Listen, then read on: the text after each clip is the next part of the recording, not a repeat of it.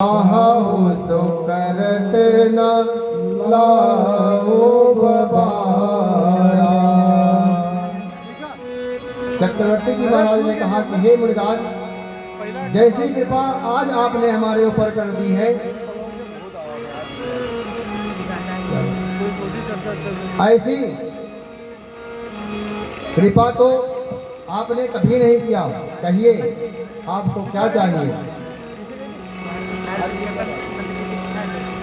ऐसी कृपा आपने कभी नहीं की, बताइए क्या है? आप जो भी कहोगे।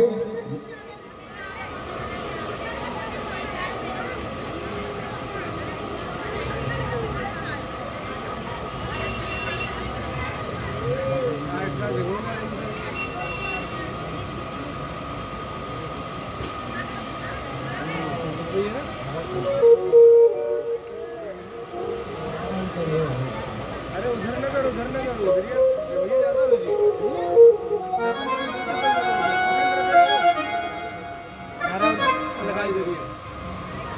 तो राजा चक्रवर्ती जी महाराज ने कहा कि हे मुनि, आपको क्या चाहिए? आप जो भी कहिए, आदेश तो करिए, मैं आपको वो अवश्य प्रदान कर दूंगा। आप मांग कर तो देखिए। तब मुनि विश्वामित्र जी ने कहा कि हे राजन, असुर समूह, ये जो राक्षसों का समूह है, ये हमें बहुत सता रहे हैं।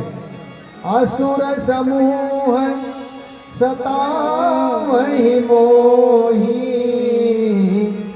और मैं जाचन आयव नृपतोहि। बोले हे राजन, ये जो राक्षसों का समूह है, ये हमें बहुत त्रास दे रहा है, और इन राक्षसों की वजह से हमारी यज्ञ पूर्ण नहीं हो रही है। इसलिए मैं तुमसे कुछ मांगने आया हूं। तब महाराज ने कहा कि हे मुनिराज, आप आज्ञा तो करिए, आप जो कहोगे वो मैं आपको अवश्य दूंगा। तब मुनि विश्वामित्र ने कहा कि हे राजन, मैं आपसे जो मांगता हूं उसे सुनिए। क्या मांगता हूं?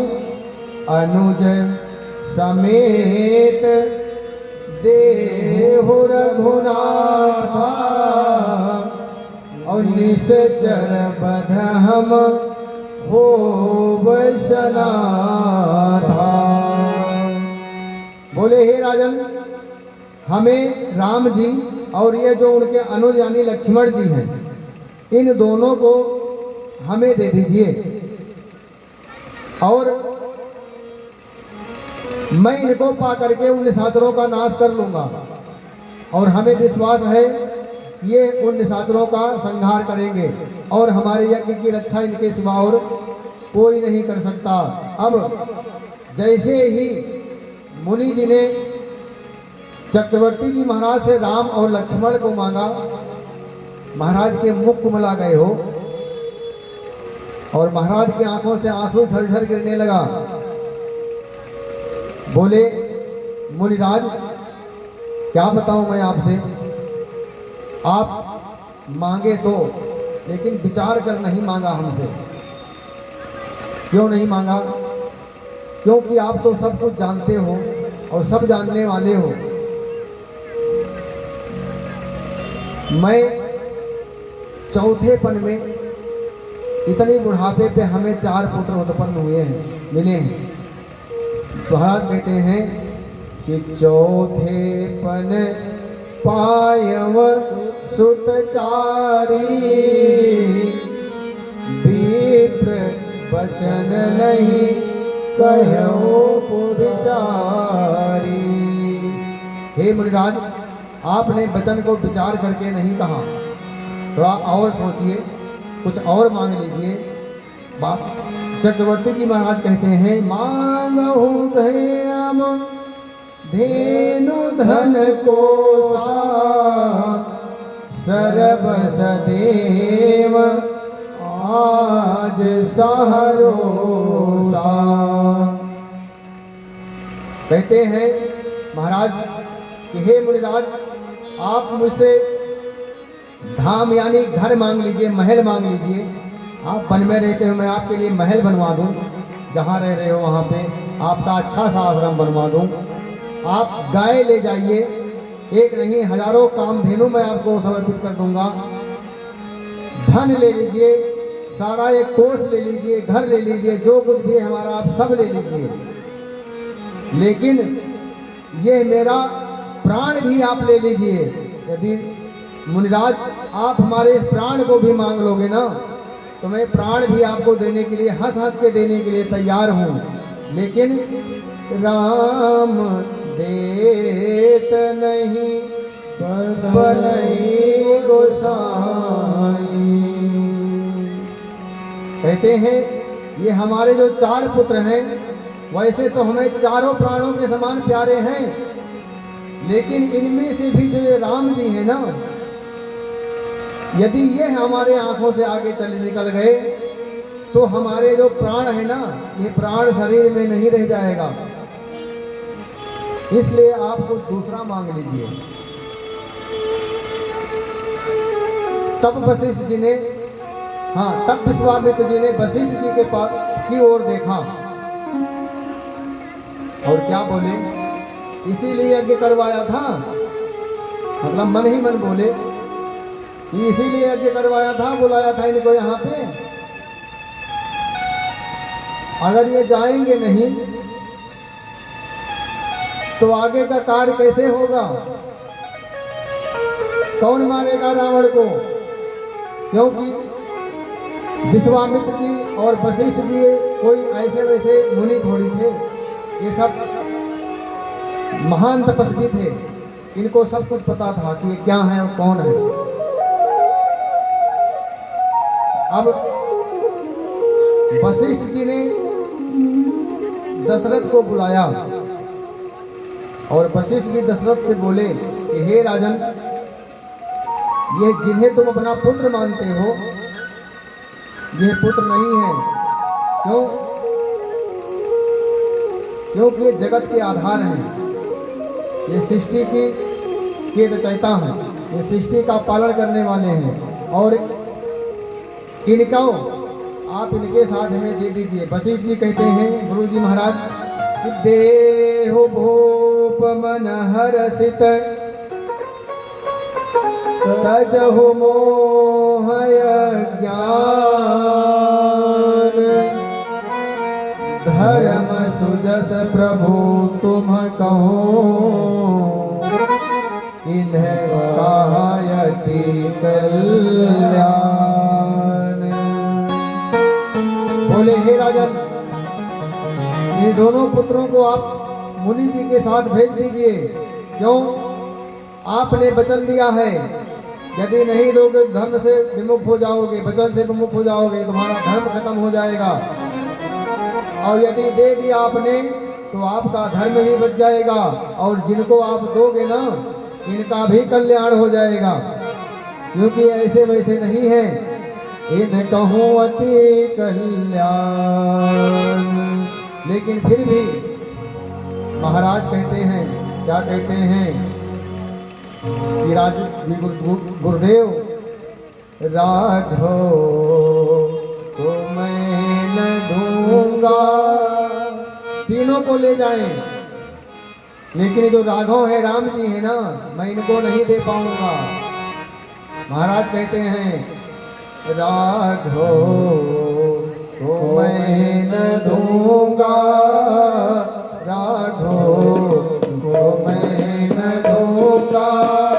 मुनिनाथ मरते मरते, मुनिनाथ मरते मरते, राघव को मैं न दूंगा, राघव को मैं न दूंगा। मुनिनाथ मरते मरते, मुनिनाथ मरते मरते। प्रभु ये प्राण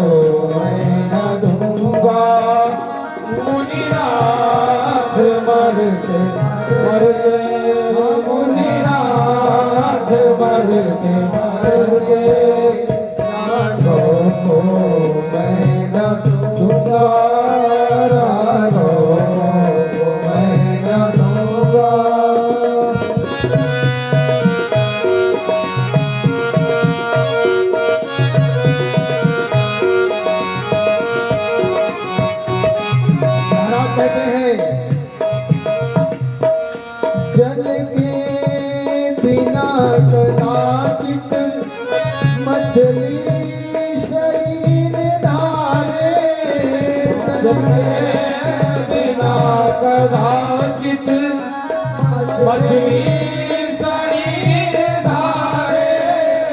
पर मैं न जी सकूंगा इनके बिना सहारे, पर मैं नहीं सकूंगा इनके बिना सहारे। पर मैं न जी सकूंगा इनके बिना सहारे। कौशिक सिहर रहे हैं, कौशिक सिहर रहे हैं, मेरे अंग डरते डरते, मेरे अंग डरते डरते, राघो मैं न दूंगा, राघो मैं न दूंगा। मुनिनाथ मरते मरते, मुनिनाथ मरते मरते, राघो को मैं न दूंगा। और महाराज क्या कहते हैं? कर यत्न चौथेपन में सुधकार मैंने पाया, कर चौथेपन में सुधार मैंने पाया।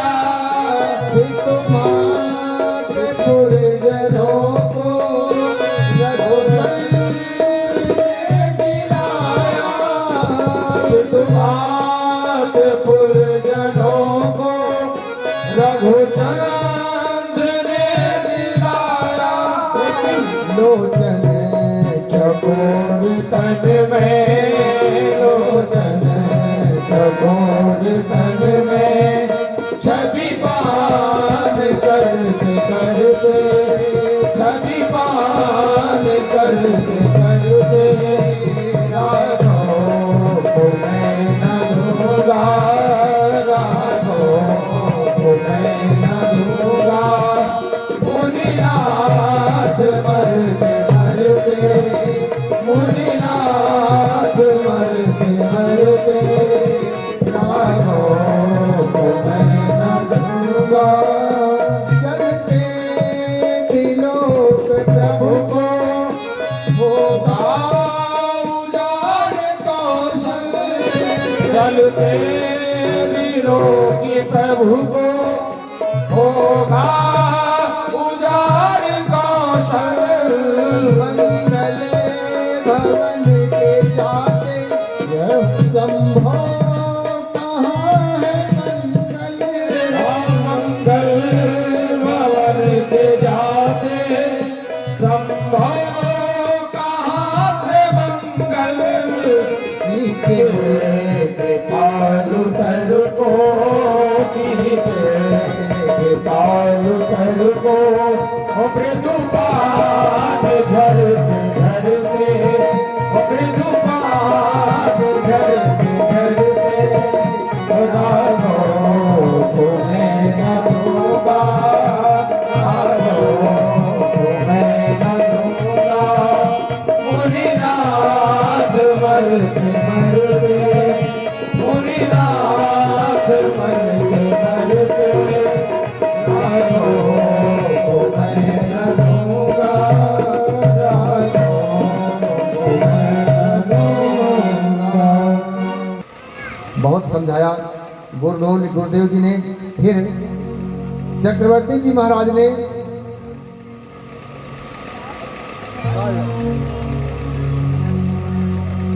महाराज दशरथ जी ने महामुनि विश्वामित्र जी को राम और लक्ष्मण को दे दिया। कैसे दिया? फिर भी नहीं दिया। फिर वशिष्ठ जी ने बहुत प्रकार से समझाया। तब वशिष्ठ बहु विधि समझावा और पसंद है नाश कहाँ पावा। जब गुरुदेव भगवान ने जब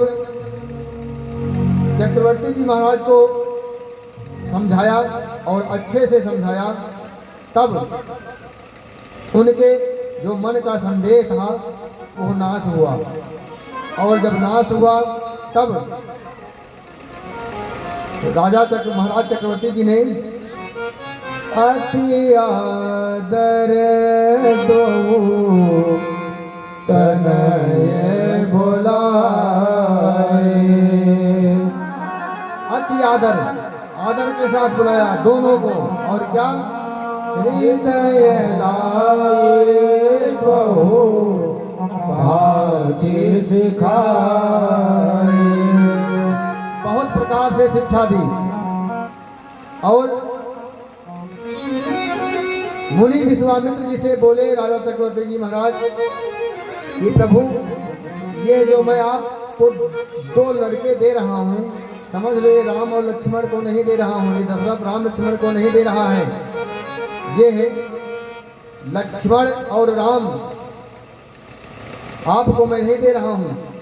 आप ये सोचना, ये जो अयोध्या का राजा दशरथ है ना, यह आपको आज अपना प्राण निकाल के दे रहा है। और जब मुनि विश्वामित्र जी ने राम और लक्ष्मण को पाया तो हर्षित मन से चल दिए। और कहाँ चले? अपने आश्रम को। जब थोड़ी दूर गए तो थोड़ी दूर ही उसी बक्सर का जो वन था, जंगल था, उस जंगल में ताड़का नाम की एक राक्षसी रहती थी। और जैसे उसने देखा, जब ये दोनों जा रहे थे, तीनों, श्री राम जी और लक्ष्मण भैया और मुनि विश्वामित्र तीनों जा रहे थे, उसी समय ताड़का की नजर इन पे पड़ गई और दौड़ी अपना क्रोध करके इनको खाने के लिए। तब राम जी ने विश्वामित्र जी महाराज से पूछा कि प्रभु ये कौन है? तब मुनि ने कहा ये ताड़का है राम, ये 100 हाथियों का बल इसके शरीर में है, यही सब मिलके तो हमारी यज्ञ की रक्षा नहीं करने देते हैं। बढ़िया मौका है, अब ये मिल गई है, आप यहीं पे इसे मार दीजिए। तो राम जी ने कहा प्रभु, हम क्षत्रिय हैं और ये स्त्री है, हमारे कुल का धर्म है कि स्त्री पे, गऊ पे, ब्राह्मण पे हाथ नहीं उठाते, फिर मैं इसे कैसे मारूं? लक्ष्मण जी ने कहा मैं मार देता हूं, आप ना मारो तो। बोले नहीं, रुको रुको, तुम आगे ही कहाँ जा रहे हो, हम हैं ना अभी, गुरु जी भी कुछ उपाय बताएंगे। तब गुरु जी ने कहा कि चाहे वो गऊ हो, चाहे ब्राह्मण हो और चाहे स्त्री हो, यदि वो उदंड हो जाए तो उसको मारने में राघव कोई पाप नहीं है। तब भगवान ने क्या किया, एक ही बाण उठाया, एक ही प्राण प्राण हरि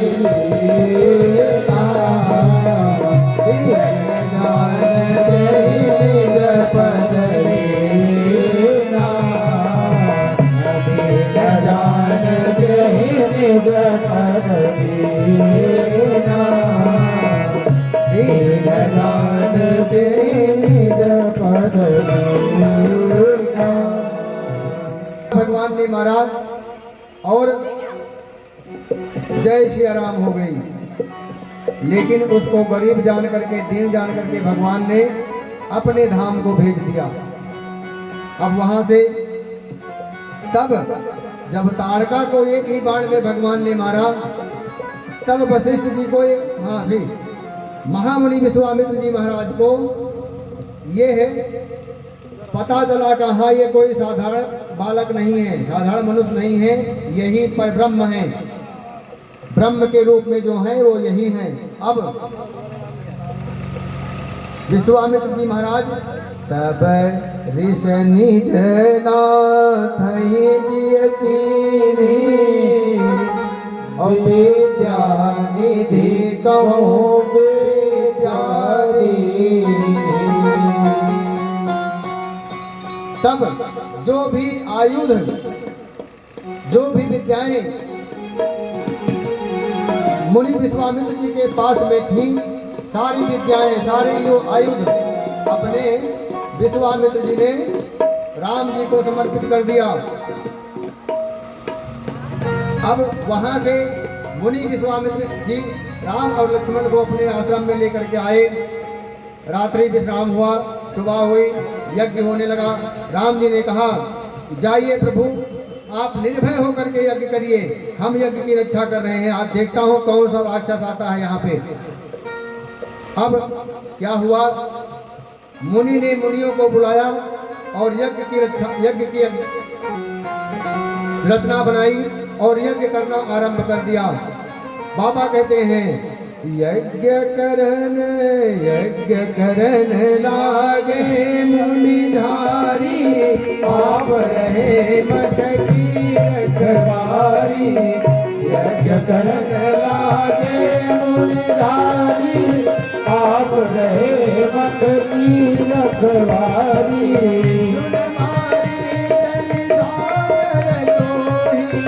लसाय धारा मुनि द्रोही, भगवान राम ही मारा। सब भोजन गा सागर पारा, पावक सर सुहाओ पुरी मारा। अनुज निशाचर कटक सहारा, हमारी असुर धीरे धीरे भयकारी। स्तुति करहि देव मुनिधारी, पुण्य सुख दिवस रघुराया। रहे दीन विपन पर दाया, भगत हेत बहु कथा पुराना। कहे प्रज जप प्रभु जाना, कहे प्रज जप प्रभु जाना।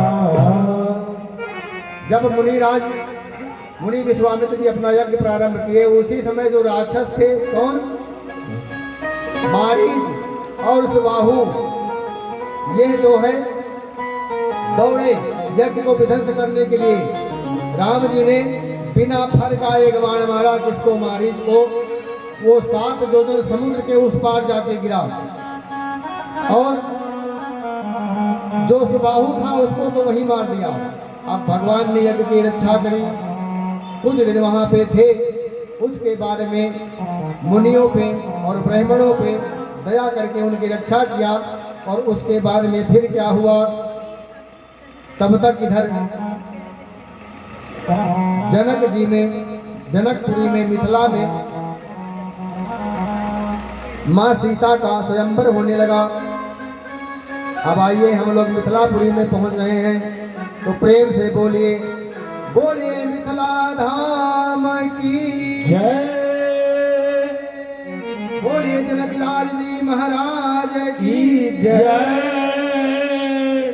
अब देखिए मेरे माई बाप, मिथिला वो नगरी है, कौन सी नगरी है, जहाँ पे मेरे नारायण को तो धारण करने के लिए माता कौशल्या का गर्भ उनके अंश को रखने के लिए मिल गया था, लेकिन माँ को रखने के लिए कोई गर्भ नहीं मिला, कोई स्त्री नहीं मिली। फिर माँ कहाँ पे जन्म लिया, जन्म क्या लिया, माँ को वही मिथिला की पृथ्वी ने ही धारण किया। बहुत भाग्यशाली मिथिला वाले हैं। क्यों?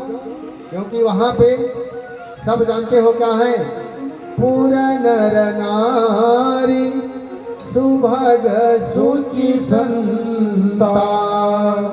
यही नहीं, धर्मशील ज्ञानी गुणवंता, है ना।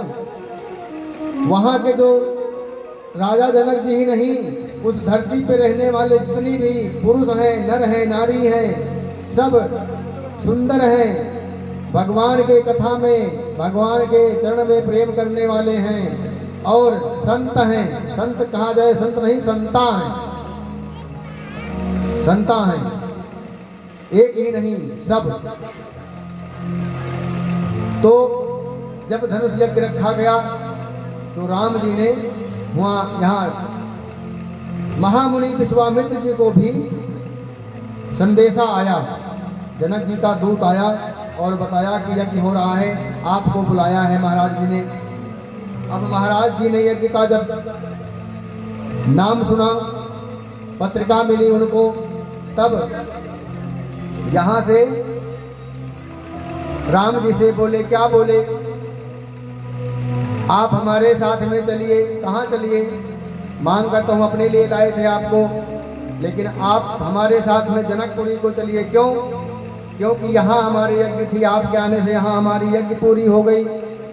और अगर आप हमारे साथ जनकपुर में जाएंगे, मिथिला में, तो वहाँ भी जनक जी का यज्ञ पूरा हो जाएगा। अब इसलिए यहाँ से राम जी को लेकर के और महाराज विश्वामित्र जी, मुनि जो विश्वामित्र जी हैं, अब लेकर राम जी को और मिथिला के लिए चल दिए। अब चलिए, क्या देखिए, यहाँ दर्शन करिए। बाबा कहते हैं, हरसि चले मुनि वर के साथा, धनुष यज्ञ सुनि रघुकुल नाथा।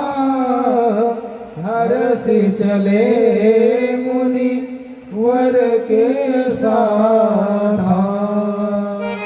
हरस के, देखिए, कोई भी कार्य अगर करना हो तो मन में प्रसन्नता होना चाहिए। ये नहीं कि हम पहले ही त्रुटि आ जाए, पता नहीं पूरा होता है कि नहीं पूरा होता है।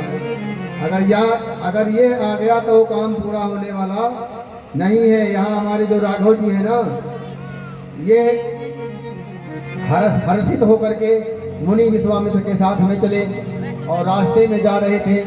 फिर क्या देखते हैं कि आश्रम एक दीख मगमाही, और खग मृग जीव जंतु नाही। रास्ते में एक ऐसा आश्रम दिखाई पड़ा हमारे राघव जी को कि वहाँ पे आश्रम है, यानी किसी तपस्वी की तपोस्थली है वो, लेकिन वहाँ पे जितने वृक्ष हैं सब सूखे पड़े हैं। एक भी पक्षी की आवाज़ नहीं है वहाँ पे, एक भी घास नहीं उगा हुआ है। लेकिन आश्रम को देखने के बाद में उस जगह को लगता है कि ये जो स्थान है ये कोई बहुत सिद्ध मुनि की तपोस्थली है। और जब उस पे भगवान ने दिखाया, नजर घुमाया, तो क्या देखते हैं कि वहाँ पे स्त्री के नुमा एक शिला खड़ी हुई है। जब शिला को देखा भगवान ने तो मुनि जी से पूछा, किससे? गुरुदेव से, जो उनके साथ में है मुनि विश्वामित्र जी। क्या कहते हैं कि देखी मुनि ही शिला प्रभु देखी, सकल कथा मुनि कहवम से की। जब पूछा भगवान ने, तब जो भी जैसा था, जो कथाएं थी उसकी आप लोग जानते हो। ये अहिल्या और गौतम ऋषि की प्रसंग है। यहाँ पे माता अहिल्या का उद्धार करने के लिए भगवान यहाँ पे अब पहुँचे हैं। तो भगवान ने जब पूछा तो गुरुदेव ने बताया कि ये जो शिला आप देख रहे हो, ये महर्षि गौतम ऋषि की पत्नी अहिल्या की है। उन्होंने इनको श्राप दे दिया और ये जो है शिला के रूप में परिवर्तित हो गई। भगवान ने पूछा, उद्धार कैसे होगा प्रभु? तब बताया गुरुदेव ने कि प्रभु, कि भगवान, कि हे राम, इनका उद्धार जो है ना, आपके जो चरण में जो रज लगा है, चरण रखने से नहीं होगा। क्यों? क्योंकि वो ऋषि पत्नी थी, भगवान अपना चरण उनके ऊपर थोड़ी रख सकते थे। जो चरण में धूल लगा है भगवान के, गुरुदेव ने कहा यदि वो धूल इनके ऊपर पड़ जाए तो ये अपने पुनः स्त्री रूप में परिवर्तित हो जाएंगे, इनका उद्धार हो जाएगा। भगवान ने जैसे सुना तो अपने चरण की जो रज है उस रज को माता अहिल्या के सर पे डाला, चरण का स्पर्श नहीं करवाया, रज को डाला। और जैसे ही रज को डाला ऐसे ही क्या हुआ कि परशत पद पावन शोक नशावन प्रगट भई तपोंज सही। जैसे भगवान का रज सर पे पड़ा, अहिल्या माँ अपने स्वरूप में आकर के और खड़ी हो गई। और जब खड़ी हुई तो क्या देखती हैं सामने कि हमारे सामने राघव खड़े हैं। अब माता अहिल्या का भगवान ने उद्धार किया। भगवान ने पूछा कि मैंने सुना था कि आपके पति ने आपको श्राप दे दिया था। तो माँ ने कहा किसने श्राप कहा आपने कि श्राप दिया? भगवान ने कहा गुरुदेव कह रहे थे। तो अहिल्या माँ ने क्या कहा कि भगवान मुनि श्राप जो दीन्हा अति भल कीन्हा परम अनुग्रह मैं माना। क्यों? अरे आज वो हमें श्राप नहीं दिए होते तो हमें आपका दर्शन कैसे प्राप्त होने वाला था। इसलिए उन्होंने हमें श्राप नहीं दिया था। प्रभु गुरुदेव आपसे झूठ बोल रहे हैं। माँ ने कहा जो हमारे पति ने हमें श्राप नहीं दिया, तो कह रहे हैं श्राप दे दिया था। वो श्राप नहीं दिया था, वो हमारे लिए उन्होंने आशीर्वाद दिया था, वरदान दिया था। उस वरदान के सहारे ही आज मैं देखूं भरी लोचन भव भय मोचन यह लाभ शंकर जाना। जो हरि भगवान शंकर के हृदय में निवास करते हैं उनको बार बार दर्शन देते हैं। आज वही भव पार करने वाले भगवान मेरे सामने खड़े हैं और मैं अपने आंखों से देखता हूँ, देख रही हूँ। इसलिए जब अगर हमारे मुनि हमें श्राप, पति हमारे श्राप नहीं दिए होते तो मैं आज आपका दर्शन कैसे मिलता हमें। फिर एक बात प्रभु आपसे वरदान मांगती हूँ। भगवान ने कहा मांगिए मांगिए, क्या चाहिए आप? तब माँ अहिल्या कहती हैं कि बिनती प्रभु मोरी मैं मति भोरी नाथ न मांगूं बरआना। प्रभु मैं मत की भोरी हूँ, मैं और कोई दूसरा वरदान नहीं मांग सकती। क्यों? आज जो लोचन हमारे सामने है, जो स्वरूप हमारे सामने है, उस स्वरूप में ये जो कमल के समान मुख हमारे सामने खड़ा है, इस कमल के मुख रूपी और जो कमल के समान आपका चरण है, इस कमल रूपी चरण में हमारा ये जो मन है, ये मन हमारा भौरा बन जाए। और भौरा क्या करता है? कमल रूपी कमल में घूमता रहता है, मंडराता रहता है और उसी के रस को पान करता रहता है। तो माँ कहती हैं पद कमल परागा रस अनुरागा मम मन मधुप करई पाना। इसके सिवा हम आपसे कोई दूसरा वरदान नहीं मांगते हैं। अब भगवान ने अहिल्या को वरदान दे करके और अहिल्या का उद्धार कर दिया। अहिल्या अपने पति के लोक को चली गई। अब क्या हुआ? भगवान कहते हैं कि गोस्वामी तुलसीदास जी ने जब इस प्रकार से देखा और लिखा इसमें, तो कहते हैं कि हे मन मूर्ख, अपने मन से कहते हैं कि हे मन, भगवान अकारण करुणा करने वाले हैं। अहिल्या से उनका क्या स्वार्थ था? कुछ था नहीं था, कोई स्वार्थ नहीं था। लेकिन हमारे राघव जी ने उनको अकारण ही उन पर करुणा कर दिया और उनका उद्धार कर दिया। तब तुलसीदास जी कहते हैं अस प्रभु दीनन बंधु हरि कारण रहित दयाल। बिना कारण के दया करने वाले हरि को तुलसी सठ, हे सठ तुलसी, तुलसीदास सठ ताई भजे छाड़ी कपट जंजाल। हे तुलसी उन्हीं का भजन कर, और उनको तो नहीं भजता। अरे सारे परिवार संसार का जंजाल छोड़ करके भगवान का ही भजन करना शुरू कर दे। इसके बाद भगवान वहां से आगे बढ़े तो क्या बढ़े? चले राम लक्ष्मण मुनि शंका गए जहाँ जग पावनी गंगा। आदि सोन सब कथा सुहाई यही प्रकार सुर सर नहीं आई। तब प्रभु समेत नाए विविध दान मय देवन पाए। हर्ष चले मुनि विक्रम सहाया वेग विदेह नगर निराया। जब वहां से भगवान फिर हंस के चले, फिर गंगा के किनारे आए, और गंगा के किनारे आने के बाद में भगवान ने स्नान किया। वहां पे अनेक प्रकार से विविध दान, भगवान अयोध्या से कुछ लेके तो आए नहीं थे, मुनि जी के पास में कुछ था नहीं, तो उन्होंने जो है भगवान को विभिन्न प्रकार का दान किया। जो पंडा होते हैं ब्राह्मणों का दान किया, और दान करने के बाद में क्या हुआ कि वहां से फिर स्नान करके भगवान हर्ष चले मुनि विघ्न सहाया वेग विदेह नगर निराया। अब जनकपुर में पहुंच गए, मिथिला में भगवान, और जब मिथिला में पहुंचे तो बगीचे में रुक गए। राजा जनक जी को पता मिला कि मुनि विश्वामित्र जी आ गए हैं, उनको लेने आए और उनको ले करके गए।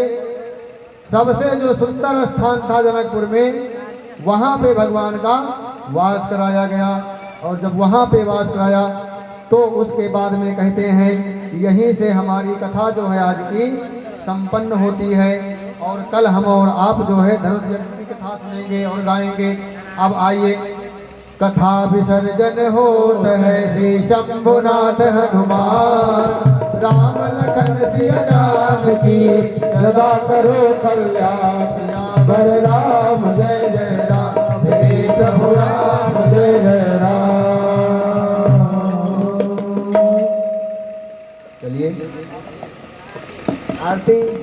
देखिए भाई, आप लोग बैठे हो, थोड़ा इधर का भी ध्यान देना, क्योंकि खर्चा कुछ ज़्यादा ही है। आप लोगों को सारा कुछ पता है, हम क्या कहें आप लोगों से, आप लोग थोड़ी समझदार हो, क्योंकि बिना धन का इस संसार में कुछ होने वाला है नहीं। तो देखिए, जजमान भी कोई बन नहीं रहा है, यदि जिसको भगवान ने दे रखा है। मैं फिर वही बात कहता हूँ, कल धनुष यज्ञ की कथा है और फुलवारी की भी कथा है। कल फुलवारी में राम जी फूल तोड़ेंगे और धनुष यज्ञ की कथा होगी। उसमें जो है आप लोग अपना तन मन धन से आइए और फुलवारी की कथा का श्रवण करिए। परसों राम जी का विवाह होगा, और आप लोगों की जो श्रद्धा हो, यदि कोई जजमान बनना चाहता है कल के लिए तो बता दें। जजमान का खर्चा सबको पता है, अगर बनना चाहते हैं तो करवा दें, नहीं तो हमारी माँ तो हैं, हमारे माँ हैं, और देने वाले हमारे राघव जी हैं। इन्हीं के स्मरण में मैं बैठा हूँ। जो मिलेगा ले लेंगे, नहीं मिलेगा तो कोई बात नहीं। जय जय श्री सीताराम। अब हम श्री वाणी को यहीं पे विराम देते हैं।